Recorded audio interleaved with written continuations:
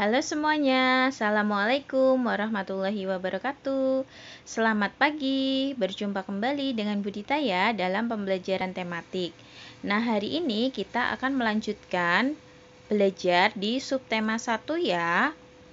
Nah, sebelumnya Bu Guru akan ingatkan dulu agar kalian selalu mematuhi protokol kesehatan dengan memakai masker, menjaga jarak, mencuci tangan, dan mengurangi mobilitas. Nah, sebelum kita belajar, kita baca basmalah dulu bersama-sama ya. Bismillahirrahmanirrahim. Nah, selanjutnya, seperti yang Bu Guru sampaikan tadi, kita akan belajar tematik tema 2, bermain di lingkunganku, di subtema 1, bermain di lingkungan rumah, di bagian yang kedua. Nah, sudah kalian siapkan belum ya bukunya, buku tematik tema 2 yang covernya warnanya pink itu loh, pink-pink keunguan ya. Dan alat tulisnya tentunya. Nah, sekarang Bu Guru lanjutkan lagi di pemetaan KD. Hari ini kita akan belajar PPKN, masih tentang aturan, kemudian matematika tentang perkalian, kemudian bahasa Indonesia masih dengan kosakata tentang keragaman benda berdasarkan bentuk dan wujudnya. SBDP masih dengan mengenal pola irama sederhana dan PPKN.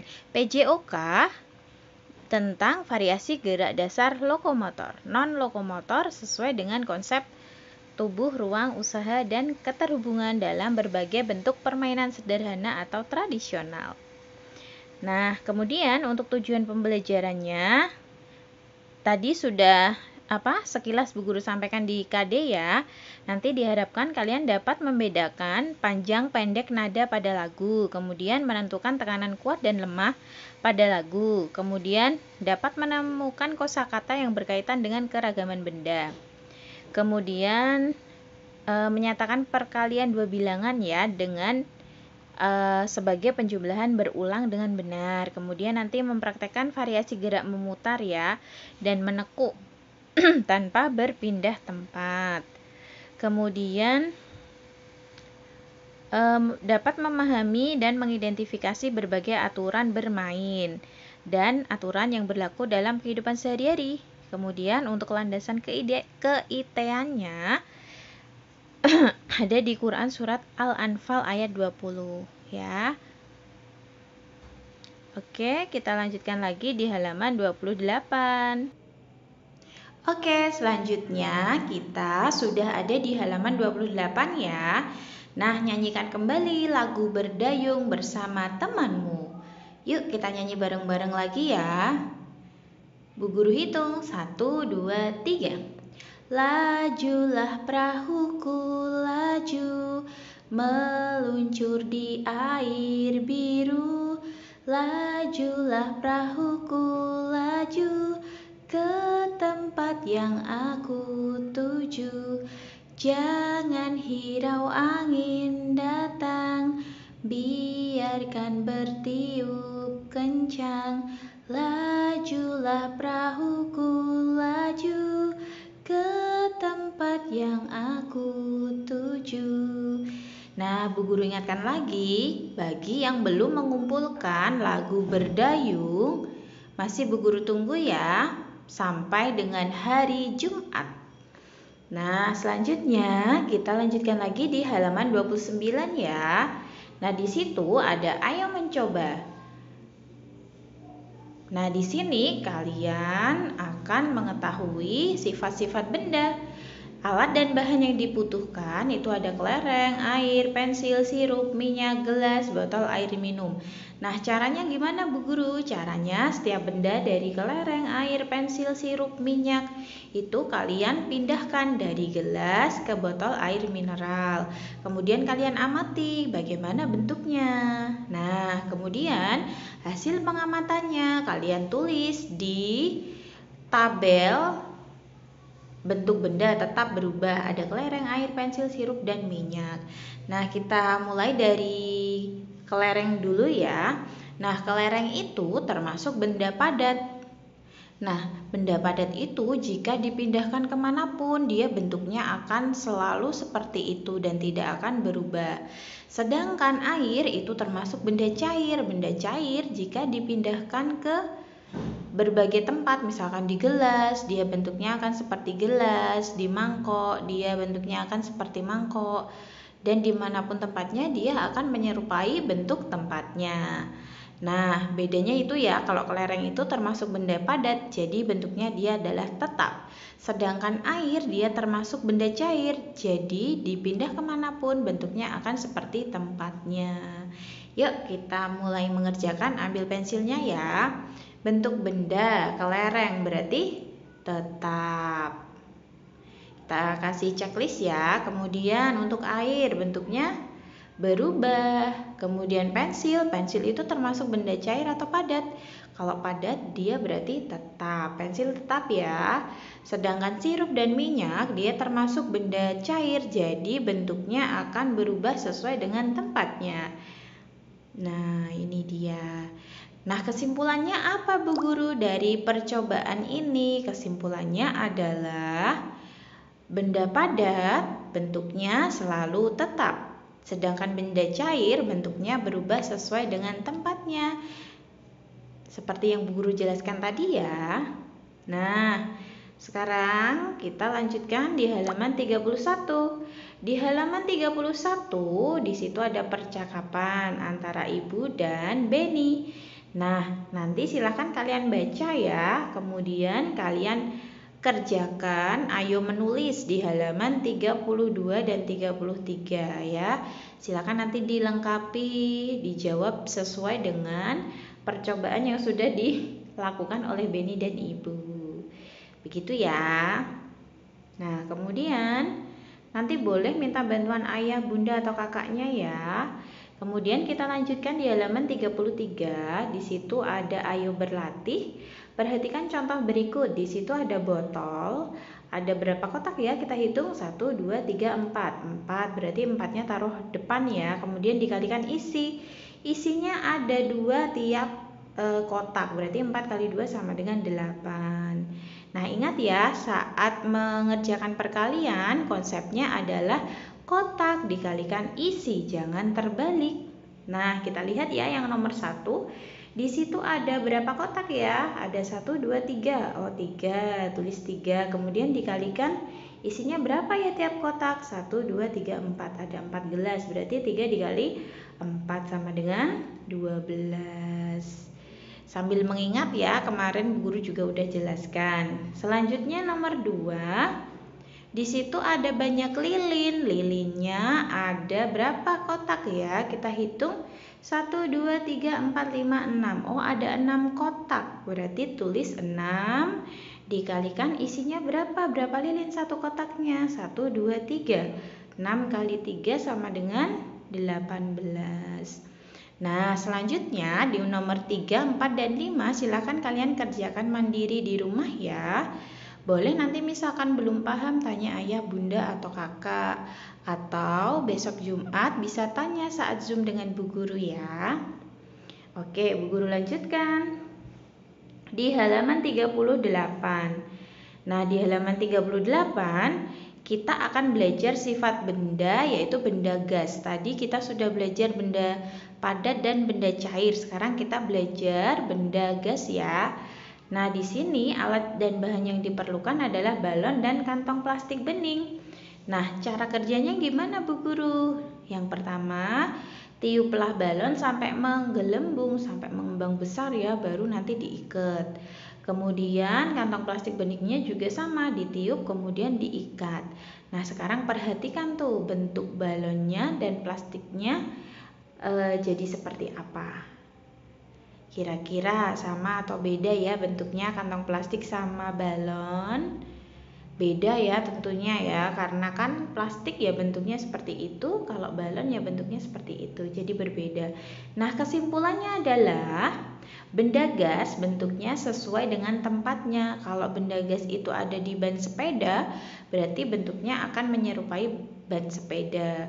Sedangkan kalau di balon berarti bentuknya seperti balon. Kalau di plastik, kantong plastik berarti sesuai dengan kantong plastik. Begitu ya, berarti bentuknya sama dengan benda cair. Nah, bedanya apa Bu Guru? Kalau benda cair kita bisa lihat, oh air tuh kayak gitu, bisa dipegang. Sedangkan benda gas kita hanya bisa merasakannya, tidak bisa melihatnya ataupun memegangnya ya. Seperti udara yang kita hirup, kita nggak bisa lihat kan udaranya kayak apa gitu, tapi kita bisa merasakan. Kemudian kentut, nah kentut itu termasuk benda gas ya, baunya kemana-mana tapi kita nggak tahu kayak apa sih kentutnya, nggak bisa lihat ya. Nah begitu.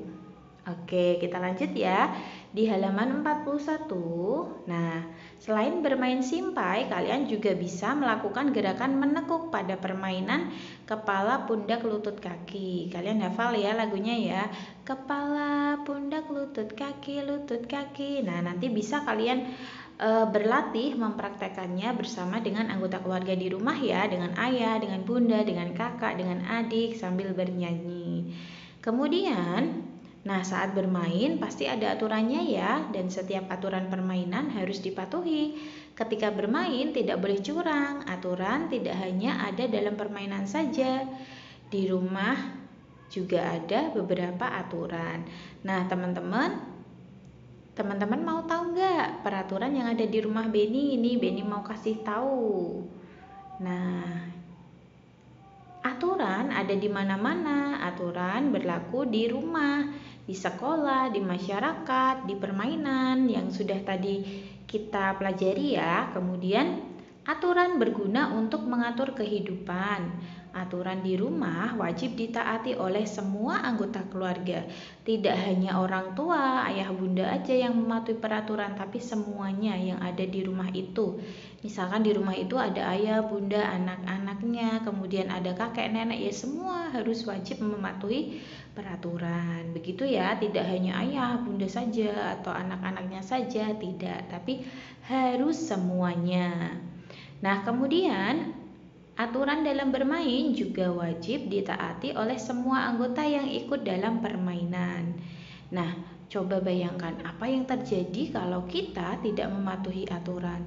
Kalau di rumah ada aturan tapi kita tidak patuhi, pasti nanti akan terjadi pertengkaran, tidak akan rukun ya antara semua anggota keluarga. Kemudian coba sekarang kalian sebutkan aturan apa saja yang harus kalian patuhi ketika bermain di rumah dan di sekolah. Coba ya nanti disebutkan apa ya gitu. Nah, dan ini ada beberapa aturan yang ada di rumah Beni. Coba ya Bu Guru bacakan. Yang pertama, bangun pagi pukul 5. Kalian sudah begitu belum? Setelah bangun merapikan tempat tidur. Kalian sudah belum? Kemudian selalu minta izin bila bepergian, supaya nanti orang tuanya nggak khawatir ya, anakku tadi kemana kok nggak izin gitu. Di sekolah pun juga sama ya, mau ke belakang, mau pipis gitu, Bu Guru izin pipis. Seperti saat kita Zoom juga, kita juga misalkan mau pipis juga pasti izin ya sama Bu Guru ya, Bu Guru Izul mau pipis misalkan, atau Akila mau pipis dulu Bu Guru, mohon izin. Ya nggak apa-apa, harus izin dulu ya, nanti biar Bu Guru nggak nyari-nyari loh, ini Akila kemana kok nggak ada orangnya misalkan gitu. Kemudian dalam bermain tidak boleh lupa waktu ya, nggak boleh sampai malam-malam atau misalkan lupa waktu jadi nggak belajar, bubuknya kemalaman, bangunnya kesiangan, wah nanti masuk Zoom-nya jadi terlambat ya. Kemudian setelah makan membersihkan meja dan mencuci piring. Sore hari membantu pekerjaan orang tua. Pukul 19 belajar dengan rajin. Terakhir pukul 21 tidur. Nah, semoga kalian juga sama ya, sudah melaksanakan peraturan yang sudah ada di rumah kalian masing-masing. Nah, kemudian yuk kita ambil pensilnya, kita beri tanda centang atau checklist pada kolom yang sesuai. Kita mulai ya dari nomor 1, menonton sampai larut malam. Boleh nggak dilakukan? Tidak boleh ya. Kemudian 2, membantu ayah dan ibu. Itu wajib ya, perlu dilakukan. Kemudian mengerjakan PR. Itu juga harus dong. Kemudian nomor 4, bermain dengan curang. Tidak boleh ya, tidak boleh curang. Kemudian yang terakhir nomor 5, minta izin kepada orang tua bila akan bepergian. Sangat perlu sekali ya, supaya orang tuanya nggak khawatir nyari-nyari kalian kemana. Oke, lanjut ya. Kemudian di halaman 43, ayo menulis. Nah, silahkan kalian menuliskan aturan-aturan yang ada di rumah kalian. Nanti kalian bisa diskusi dengan ayah atau bunda ya. Kemudian tulis aturannya di kotak pink ini. Aturan di rumahku. Nah, misalkan aturannya lebih dari kotak boleh Bu Guru, nggak apa-apa. Boleh dituliskan di bawahnya kotak, itu nggak apa-apa ya. Kemudian lanjut ke halaman 47. Nah, di sini ini juga tugas mandiri di rumah. Nanti kalian mengamati benda-benda yang ada di rumah kalian, kemudian beri tanda centang sesuai dengan wujudnya. Misalkan ini contoh ya, boneka. Boneka itu kan dipindah kemana aja dia bentuknya akan seperti itu.